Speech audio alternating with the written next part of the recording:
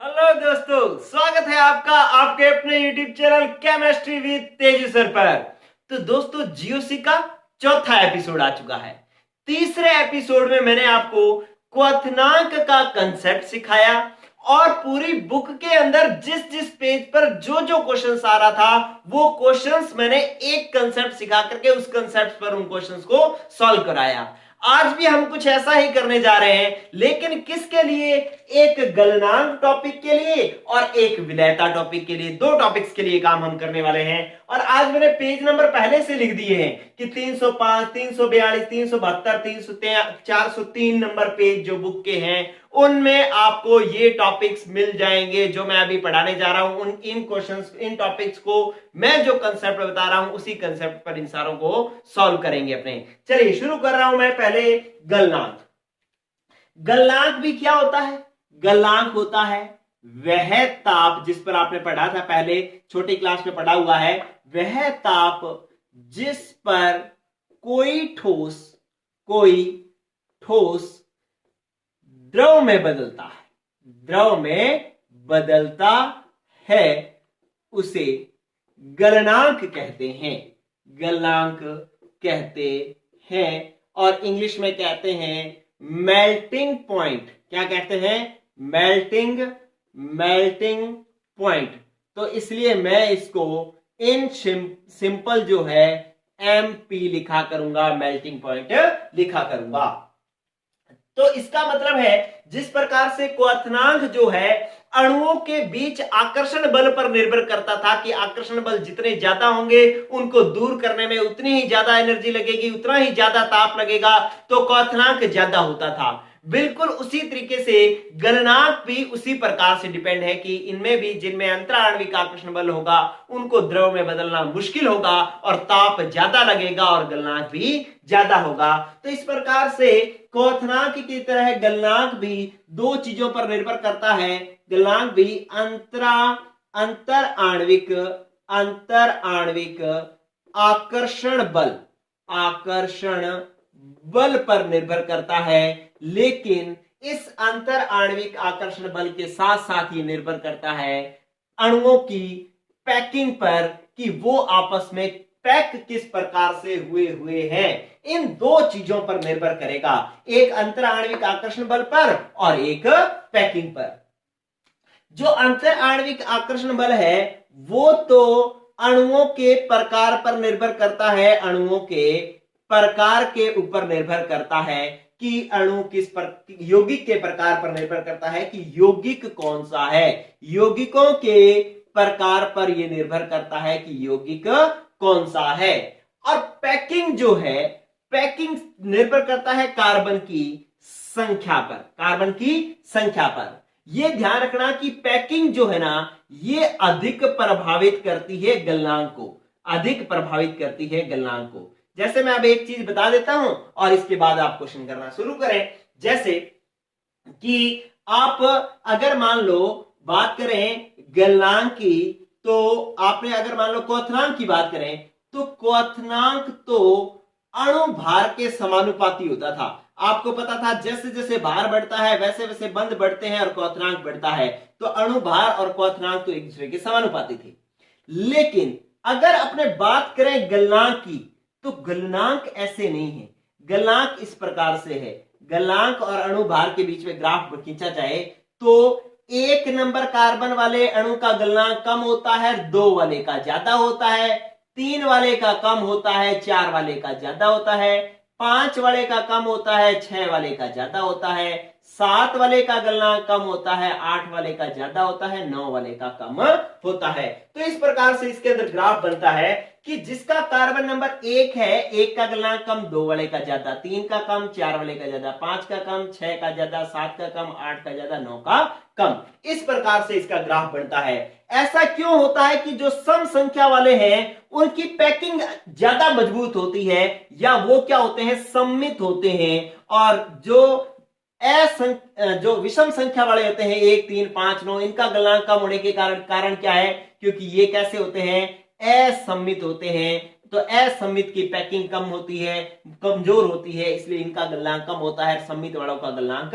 ज्यादा होता है। जैसे अगर मान लो आपसे एक क्वेश्चन पूछ लिया जाए कि भाई आपके पास प्रोपेन है, प्रोपेन मतलब 3 कार्बन है, और एक है ब्यूटेन और एक है आपके पास पेंटेन। इन तीनों के अगर गलनांक की बात की जाए तो प्रोपेन में 3 कार्बन, ब्यूटेन में 4 कार्बन, पेंटेन में 5 कार्बन, तो इनमें से सम संख्या वाले का गलनांक जो है वो ज्यादा होगा, क्योंकि मैंने आपको यहां पर ग्राफ बना करके बताया कि सम संख्या वालों की सममिति बढ़िया होती है और इसलिए उनका गलनांक, उसकी पैकिंग अच्छी होती है। पैकिंग अच्छी होने के कारण उनको पिघलाने में ज्यादा ऊर्जा लगती है, ताप ज्यादा लगता है। तो अगर इनके गलनांक की तुलना करें तो 3 वाले से 4 वाले का ज्यादा होगा और 5 वाले से भी 4 वाले का ज्यादा होगा, क्योंकि इसकी सममिति ज्यादा अच्छी है, पैकिंग ज्यादा अच्छी है। तो 3 और 5 वालों का गलनांक कम होगा, 4 वाले का ज्यादा होगा। 3 से अगर बात करें तो 5 का ज्यादा होगा। ठीक है, तो अब एक चीज तो ये होगी, लेकिन एक बात गौर करना, लेकिन अगर ये तो तब होता है जब लगभग समान कार्बन, 3 4 5 मतलब एक आध का गैप है। लेकिन अगर गैप ज्यादा आ जाए, गैप ज्यादा का मतलब है कि एग्जाम्पल नंबर 2, अगर आपको कह दिया जाए कि भाई ब्यूटेन ब्यूटेन और हेप्टेन में, ब्यूटेन और हेप्टेन में जो गलनांक किसका ज्यादा होगा, तो ब्यूटेन में कार्बन कितने 4, हेप्टेन में कार्बन कितने 7, तो अब 4 और 7 में अंतर ज्यादा आ गया, तो ज्यादा आने पर फिर अंतर आणविक आकर्षण बल वाला कंसेप्ट लग जाएगा कि जिसका भार ज्यादा उसमें आकर्षण बल ज्यादा, तो इसका भार बहुत ज्यादा हो गया तो इसका आकर्षण बल ज्यादा हो गया, इसलिए इसका गलनांक क्या होगा, ज्यादा होगा। ठीक है, प्रोपेन ब्यूटेन पेंटेन में देखें तो ब्यूटेन का ज्यादा, लेकिन ब्यूटेन के साथ अगर हेप्टेन आ गया जिसके अंदर कार्बन ज्यादा है तो हेप्टेन का ज्यादा होगा। लेकिन अगर ब्यूटेन के साथ हेक्सेन आ गया, ब्यूटेन के साथ हेक्सेन आ गया, तो अब दोनों में ही 6 कार्बन, इसमें 4 और इसमें 6, मतलब दोनों में ही सम संख्या के कार्बन है। तो ऐसी स्थिति में जिसका भार ज्यादा उसका गलनांक ज्यादा, तो 6 वाले का भार ज्यादा है तो इसका गलनांक ज्यादा होगा, तो हेक्सेन का गलनांक ज्यादा होगा। इस तरीके से आपने ये चीज पढ़नी है। अब इस टॉपिक को, ये जो मैंने आपके सामने लिखा है, इसका ले लो बढ़िया सा एक स्क्रीनशॉट, क्योंकि बहुत इंपॉर्टेंट बात मैंने आपको समझा दी है। अब बात मैं करता हूं इस गलनांक पर जो हमारी बुक के अंदर कहां कहां क्वेश्चन है, क्या क्या क्वेश्चन है। ये कंसेप्ट था, कंसेप्ट हो गया कंप्लीट। चलिए साफ करता हूं मैं, ये स्क्रीनशॉट ले लो। चलिए अब बात करते हैं कि इसका एक क्वेश्चन दे रखा है, बहुत अच्छा क्वेश्चन दे रखा है। क्या कि एक तो पेज नंबर है बुक के अंदर, गलनांक के लिए आपको एक ही जगह जाना है। एक तो पेज नंबर जाना है 305 पर और एक जाना है 300, एक पेज नंबर 305 पर और एक 327 पर। ठीक है, पेज नंबर 305 पर तो थ्योरी दे रखी है और 327 पर 10.18 नंबर क्वेश्चन दे रखा है, अभ्यास प्रश्न दे रखा है। ठीक है, क्या दे रखा है कि आपको कहा गया है कि अगर कोई डाइक्लोरोबेंजीन है, मतलब बेंजीन और इसके साथ 2 क्लोरीन जुड़े हुए हैं, एक क्लोरीन यहां पर जुड़ा हुआ है, एक क्लोरीन यहां पर जुड़ा हुआ है, तो इसको अपने ऑर्थोक्लोरोबेंजीन कहते हैं, ऑर्थोक्लोरोबेंजीन कहते हैं। और दूसरा है कि एक यूं बेंजीन बनी हुई है और इस बेंजीन के अंदर एक जो है वो आपके पास क्लोरीन यहां पर जुड़ा हुआ है और एक क्लोरीन यहां पर जुड़ा हुआ है। इसको अपने कहते हैं मेटा क्लोरोबेंजीन या मेटा डाइक्लोरोबेंजीन भी कहते हैं, क्योंकि दो क्लोरो जुड़े हुए हैं, मेटा डाइक्लोरोबेंजीन। और एक है अपने पास कि बेंजीन और सीएल यहां पर जुड़ा हुआ है और इसके जस्ट अपोजिट जुड़ा हुआ है, तो अपने इसको कहते हैं पैरा डाइक्लोरोबेंजीन।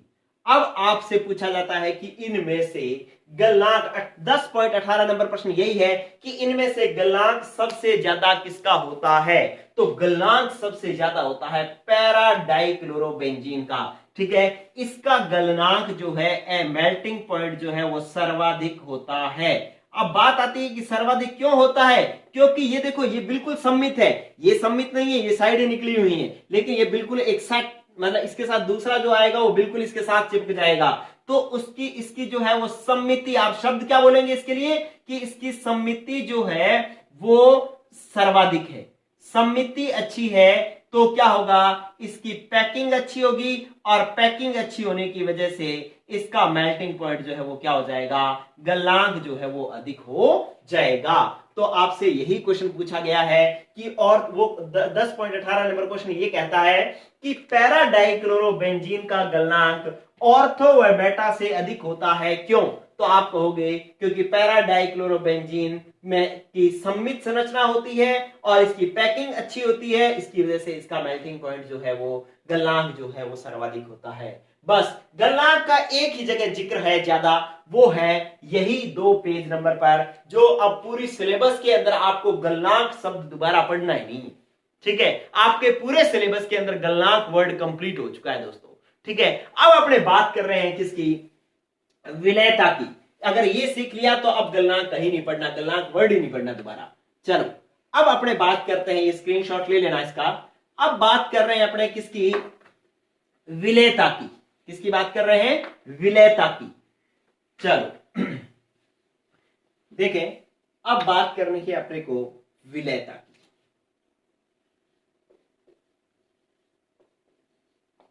विलयता होती क्या है? विलयता होती है घुलना। विलयता क्या होती है, घुलना। कि आप किसी कार्बनिक यौगिक को किसी विलायक में घुलो, जल में घुलो, तो वो घुलेगा या नहीं घुलेगा, तो ये होती है विलयता। आपको 2 चीजें सीखनी है। घोलना किस किस में है, आपको 2 चीजों में घोलना है। किस किस में? एक तो घोलना है अध्रुवीय विलायक में। किस में घोलना है? अध्रुवीय विलायक में। दोस्तों अगर आपने पिछली क्लास किसी ने देख ली, पिछली क्लास क्या थी, क्वथनांक वाली, तो क्वथनांक वाली क्लास किसी ने देख ली तो आपको पूरे सिलेबस में कल अगर वाले जो 1 घंटे की क्लास थी, अगर पूरी क्लास देख ली तो पूरे सिलेबस के अंदर दोबारा आपको क्वथनांक शब्द पढ़ने की जरूरत नहीं है, क्योंकि क्वथनांक मैंने पूरी बुक का कंप्लीट करवा दिया। उसी प्रकार से जो गलनांक के ये 5 मिनट आपने देखे, गलनांक अब आपको पूरी बुक में दोबारा पढ़ने की जरूरत नहीं है। अब इसी प्रकार से जो मैं विलयता पढ़ा रहा हूं, अगर आज इसमें आपने ये विलयता पढ़ ली ना, तो इसके बाद दोबारा विलयता आपको पूरे सिलेबस में पढ़ने की जरूरत नहीं है। इन 4 लेसन में विलयता पढ़ने की जरूरत नहीं है। विलयता का मतलब मैंने क्या बताया कि आपको घोलना है कोई भी कार्बनिक, जैसे हेलो एल्केन, हेलो एरिन को जल में घोलना है, या बेंजीन में घोलना है, एल्कोहल में घोलना है, एल्कोहल को घोलना है, ईथर को घोलना है, एल्कोहल को, कार्बोक्सिलिक अम्ल को घोलना है, एल्डिहाइड, कीटोन, एमीन, इन सबको घोलना है। तो वो किस में घुलेंगे, किस में नहीं घुलेंगे, ये विलयता है। अब आपको घोलना 2 प्रकार की चीजों में है, 2 प्रकार के विलायकों में घोलना है। एक तो अध्रुवीय विलायक में, और एक किसमें घोलना है, ध्रुवीय विलायक में। किसमें? ध्रुवीय विलायक में। चलिए अब आप जो अध्रुवीय विलायक है वो कौन कौन से होते हैं? अध्रुवीय विलायक होते हैं बेंजीन, एल्कोहल, ठीक है? आपके पास होता है बेंजीन, एल्कोहल, फिनॉल, ठीक है? ये सारे अध्रुवीय विलायक होते हैं। बेंजीन, एल्कोहल, फिनॉल, ईथर, ये सारे के सारे जो है वो अध्रुवीय विलायक है। इनमें आपको घोलना है। और दूसरा जो है ध्रुवीय विलायक, ध्रुवीय विलायक मतलब जल, और दूसरा जो है वो किस में घोलना है, जल में घोलना है। अब आपने एक थ्योरी पढ़ी है कि समान समान को घोलता है। स्टार डाल करके यहां पर लिख रहा हूं कि आपने एक थ्योरी पढ़ी है कि समान समान को घोलता है। आपने विलियन लेसन में ये पढ़ा था ना कि समान समान को घोलता है, मतलब अध्रुवीय अध्रुवीय में घुलता है और ध्रुवीय ध्रुवीय में घुलता है। अब एक चीज और सीख लो तो बात कंप्लीट हो जाएगी, ये वाली साइड तो कंप्लीट हो जाएगी कि जो कार्बनिक यौगिक होते हैं, कार्बनिक यौगिक वो मुख्यतः क्या होते हैं, अध्रुवीय होते हैं। कैसे होते हैं, अध्रुवीय। तो अगर कार्बनिक यौगिक अध्रुवीय है तो इसका मतलब वो अध्रुवीय विलायक में तो घुलेंगे ही घुलेंगे। कंप्लीट, एक बात कंप्लीट होगी, एक साइड पूरी होगी। क्या कि भाई कार्बनिक यौगिक जो है वो अध्रुवीय है तो वो अध्रुवीय विलायक में तो घुलेंगे ही घुलेंगे। तो अब आपको एक साइड तो पढ़ने की जरूरत नहीं है। इसका मतलब जब भी विलेयता टॉपिक आएगा आप हाइड्रोकार्बन लेसन, पहले हेलो एल्केन लेसन पढ़ो और उसके अंदर जो पेज नंबर 305 पढ़ो तो उसके अंदर लिखा हुआ है कि भाई हेलो एल्केन जो है अध्रुवीय विलायकों में विलयशील होते हैं, घुल जाते हैं। तो भाई घुल ही जाते हैं क्योंकि दोनों क्या है, अध्रुवीय अध्रुवीय है, तो ये घुल जाते हैं। फिर आप एल्कोहल पढ़ो तो भी कहेगा अध्रुवीय विलायक में घुल जाते हैं, ईथर पढ़ो तो भी, फिनॉल पढ़ो तो भी, आप इस तरीके से कोई भी यौगिक पढ़ोगे, क्योंकि सारे के सारे अकार्बनिक यौगिक अध्रुवीय होते हैं, तो मुख्यतः अध्रुवीय होते हैं, तो अध्रुवीय विलायक में तो घुलेंगे ही घुलेंगे, तो इस साइड को तो आपको पढ़ने की जरूरत है ही नहीं। इस बात का आप स्क्रीनशॉट ले लो, आपको मजेदार चीज जो है वो मिल चुकी है। आपको जो है इस बात को दोबारा नहीं पढ़ना, आप बस किताब खोलेंगे, आपको देखते ही समझ में आ जाएगा। चलिए ये मैं बात कर देता हूं, ये साफ कर देता हूं एक साइड, क्योंकि मुझे बोर्ड चाहिए। चलिए अब आपको सिर्फ और सिर्फ किसकी बात करनी है? जल की बात करनी है। अध्रुवीय विलायक मतलब जल, तो मैं सीधा लिख लेता हूं जल। ठीक है, आपको जल में बोलना है, जल की बात करनी है कि जल में ये किस प्रकार से घुलेगा। जल, देखो आपको इसके अंदर जल के अंदर घुलने की बात करनी है। जल में घुलने का कारण जो है, जल में घुलने का कारण जो है वो दो कारण से कार्बनिक यौगिक जल में घुल सकते हैं। या तो उनमें आंशिक ध्रुवता पाई जाए, आंशिक ध्रुवता पाई जाए, पूर्णतः ध्रुवता तो पाई नहीं जाएगी, मतलब उन पर आंशिक प्लस और आंशिक माइनस आया हो तो वो जल में घुल सकते हैं। या दूसरा जो है वो किस वजह से घुल सकते हैं कि जल के साथ वो क्या बना ले, हाइड्रोजन बंध का निर्माण कर ले, तो वो जल में घुल सकते हैं। ठीक है, अब हाइड्रोजन बंध का निर्माण भी प्रबलता के आधार पर अलग अलग होता है और आंशिक ध्रुवता भी जो है वो अलग अलग प्रकार की होती है। तो आंशिक ध्रुवता जो है वो तो हेलो एल्केनो में पाई जाती है, हेलो एल्केनो में। हालांकि कुछ में हाइड्रोजन बंध भी पाया जाता है, जैसे RX है, RX में आंशिक X आंशिक माइनस होता है, R आंशिक प्लस होता है। X क्या है? Chlorine, chlorine, bromine, iodine. Fluorine की कहानी थोड़ी अलग है, लेकिन आप ये जान लें कि RX में जो है आंशिक ध्रुवता पाई जाती है, इसलिए ये जल में क्या होता है, अल्प विलय होता है, बहुत कम विलय होता है। घुल तो जाता है थोड़ा बहुत, मतलब अविलय मानते हैं, इतना कम विलय होता है कि इसको अपने अविलय भी मान सकते हैं कि इसके अंदर ध्रुवता प्लस माइनस पाया जाता है। और जल तो आपको पता ही है कि इसके अंदर H2O में प्लस माइनस होता है, तो ये भी ध्रुवीय है, इसमें आंशिक ध्रुवीय है, तो ये आंशिक ध्रुवीय है, तो इसका मतलब है ये जल में अल्प विलय होता है, थोड़ा सा घुल जाता है। ठीक है, किसके कारण? आंशिक ध्रुवता के कारण। लेकिन जो हाइड्रोजन बंध की बात अपने करें, तो हाइड्रोजन बंध अब किस किस में बढ़ता है? जिसमें ऑक्सीजन हो, जिसमें फ्लोरीन हो, ऑक्सीजन हो, नाइट्रोजन हो।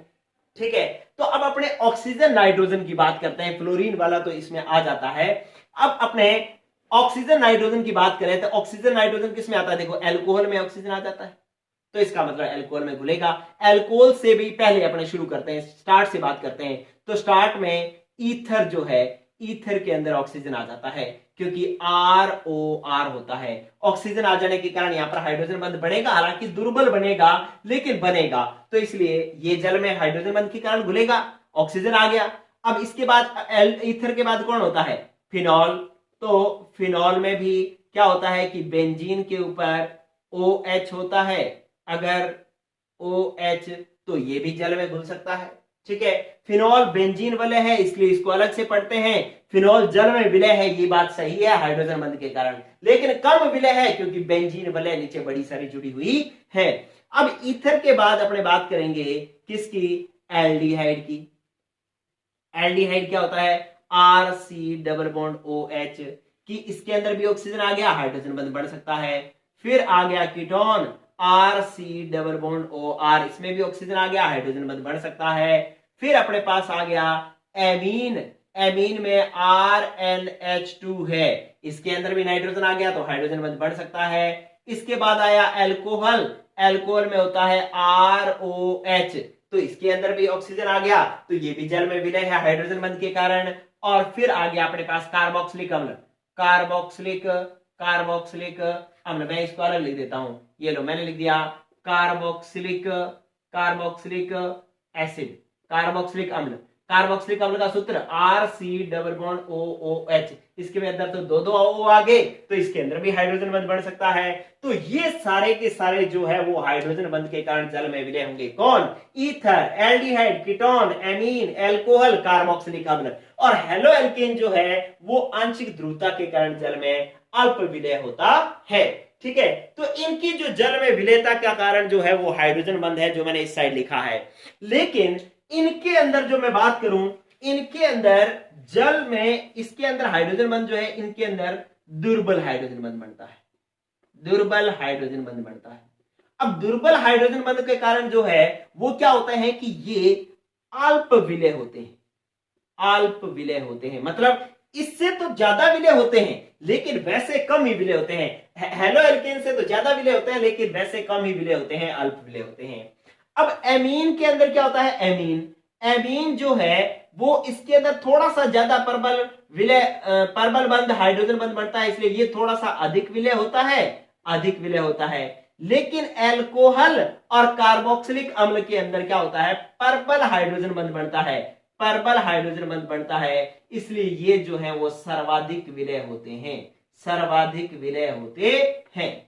ठीक है, इसका कारण जो है क्योंकि इसके अंदर ऑक्सीजन डायरेक्टली हाइड्रोजन से जुड़ा हुआ है, ऑक्सीजन डायरेक्टली हाइड्रोजन से जुड़ा हुआ है, इसलिए इनमें जो है वो क्या प्रबल हाइड्रोजन बंध बनते हैं, और प्रबल हाइड्रोजन बंध बनने के कारण ये क्या होते हैं, जल में सर्वाधिक विलेय होते हैं। ठीक है, तो ये आपको जो है एक कंसेप्ट पता लग गया कि ये सारे जल में विलेय किसकी वजह से होते हैं, हाइड्रोजन बंध के कारण, और ये आंशिक ध्रुवता के कारण जल में विलेय होते हैं। ये कम विलेय होते हैं, ये थोड़ा ज्यादा, ये बहुत ज्यादा, ये बहुत ही ज्यादा जल में विलेय होते हैं। लेकिन इसकी भी एक कहानी है, क्या, इसकी भी एक कहानी है, क्या, देखें, जैसे मैंने एक चीज अब लिख दी, ये आप उतार लें, ये स्क्रीनशॉट ले लें। चलो अब देखें कि मैंने यूं साफ कर दिया, इसको साफ करता हूं मैं। एक चीज अब समझेंगे, क्या, स्क्रीनशॉट ले लेना भाई। देखो क्या कि मैंने लिखा, आपके पास कोई भी, अगर मैं एल्कोहल लिख रहा हूं, जैसे एल्कोहल लिखा तो ROH एल्कोहल होता है।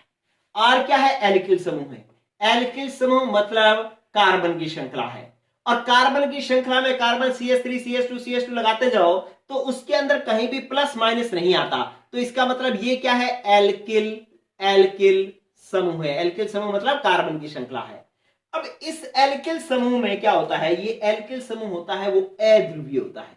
कैसा होता है, अध्रुवीय होता है। अध्रुवीय का मतलब इसमें प्लस माइनस नहीं होता। अब प्लस माइनस नहीं होता तो ये जल से जुड़ेगा नहीं, इसका मतलब ये भाग कैसा होता है, जल विरागी होता है, ये जल विरोधी भाग होता है। आर भाग जो है जल विरागी होता है, या आप विरागी शब्द नहीं समझ में आता तो विरोधी लिख लो, जो मर्जी लिख लो, आपको समझ में आना चाहिए कि ये जल का दुश्मन है, ये इससे जल नहीं जुड़ेगा। अब ये जल विरोधी भाग है तो इसका मतलब आर समूह बढ़ेगा। अगर आर समूह बढ़ेगा मतलब कार्बन की श्रृंखला बढ़ेगी, कार्बन की आर समूह बढ़ने का मतलब क्या है, कार्बन की श्रृंखला बढ़ेगी, तो ये तो जल की दुश्मन है, तो इसका मतलब है जल में विलेयता घटेगी, जल में विलेयता घटेगी, जल में विलेयता घटेगी। ये आपने आर समूह की कहानी पढ़ ली। आर क्या है, एल्किल समूह है, जो कि कैसा होता है, अध्रुवीय होता है, मतलब इसमें प्लस माइनस नहीं होता। अगर प्लस माइनस नहीं होता तो ये कैसा हुआ, जल विरोधी हो गया, और जल विरोधी हो गया तो इसकी श्रृंखला जैसे जैसे बढ़ेगी वैसे वैसे जल में विलेयता घटेगी।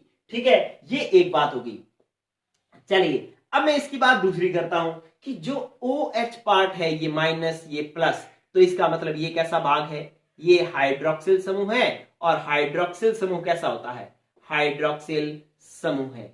अब हाइड्रोक्सिल समूह कैसा होता है भाई, ये तो प्लस माइनस है, तो क्या होगा, ध्रुवीय होगा। अब ध्रुवीय होगा तो जल से स्नेह रखेगा, तो ये क्या होगा, जल रागी होगा, या हम इसको लिखते हैं कि ये भाग कैसा होगा, जल आकर्षी भाग होगा।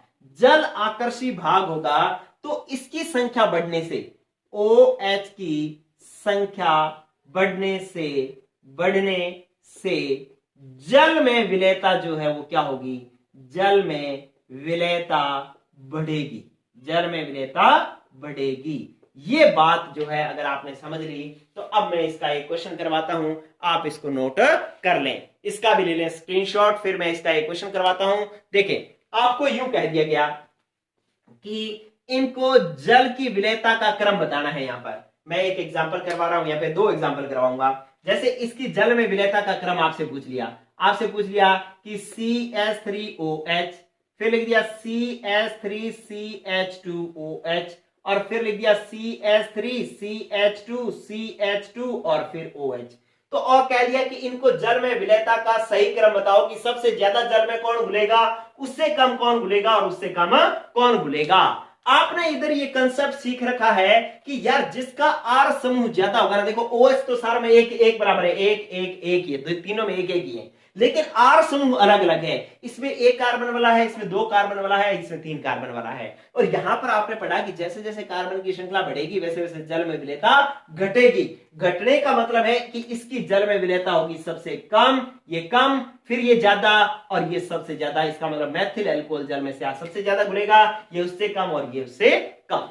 ठीक है, तो इस तरीके से ये क्वेश्चन आपको करना आना चाहिए।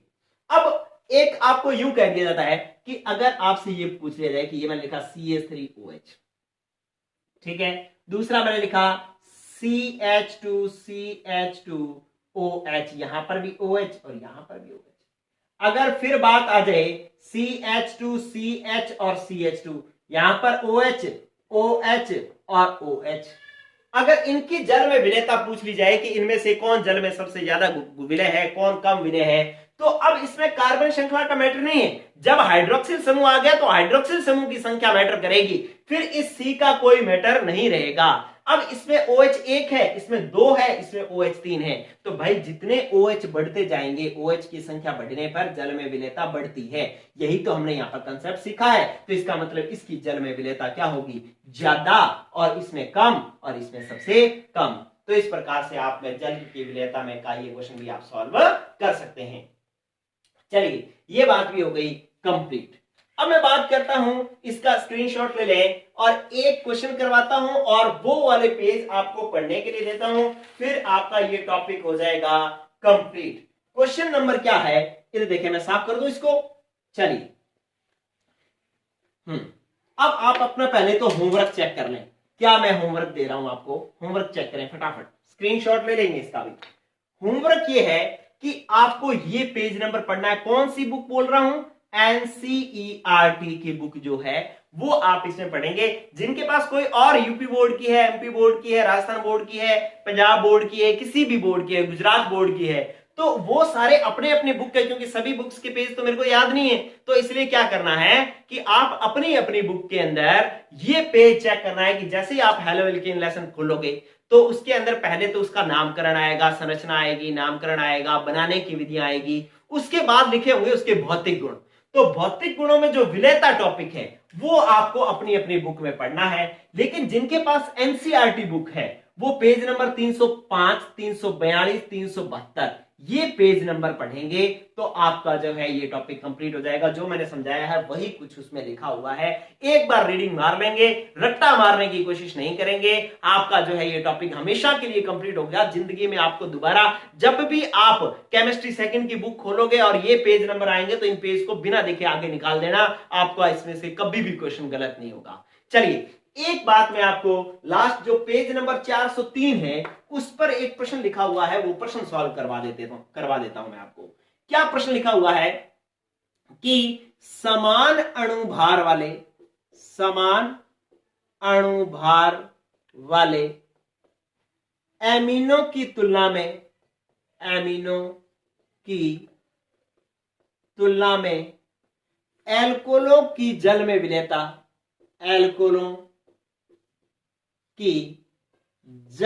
विलेयता अधिक होती है, क्यों?